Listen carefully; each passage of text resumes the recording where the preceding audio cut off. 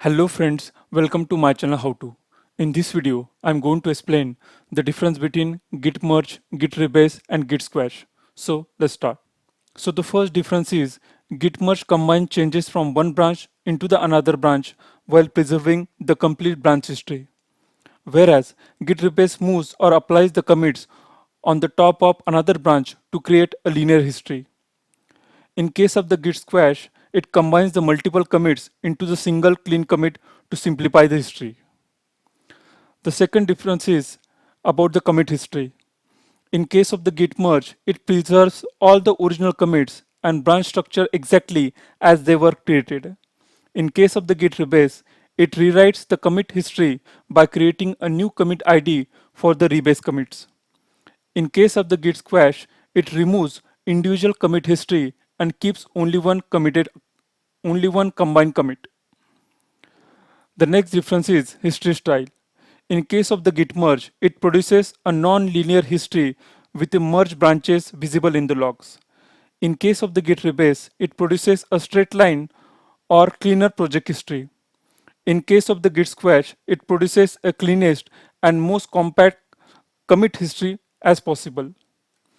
The next difference is best use case. Git merge is best for the team collaboration where preserving full development context is important. In case of the Git rebase, it is best for keeping future branches updated before merging into the main branch.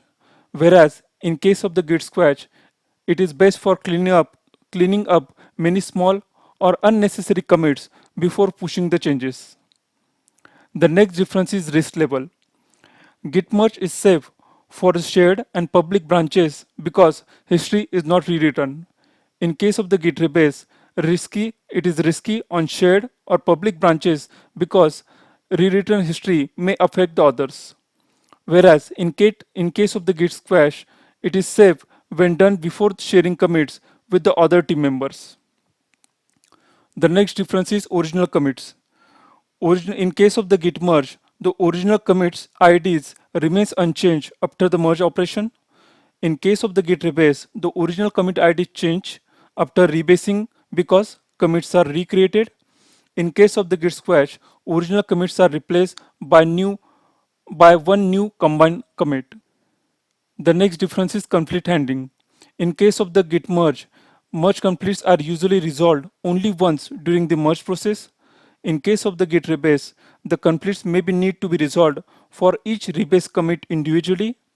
In case of the Git squash, conflicts are resolved during the squash or interactive rebase process. The next difference is remote impact. In case of the Git merge, it usually has a minimal impact on the remote branches and rarely needs force push.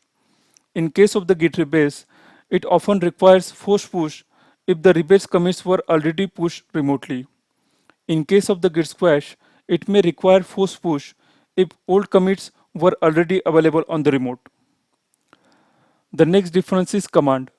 In case of the Git merge, it uses a command called as Git merge branch. In case of the Git rebase, it uses a command Git rebase main. In case of the Git squash, it uses a command Git rebase -i.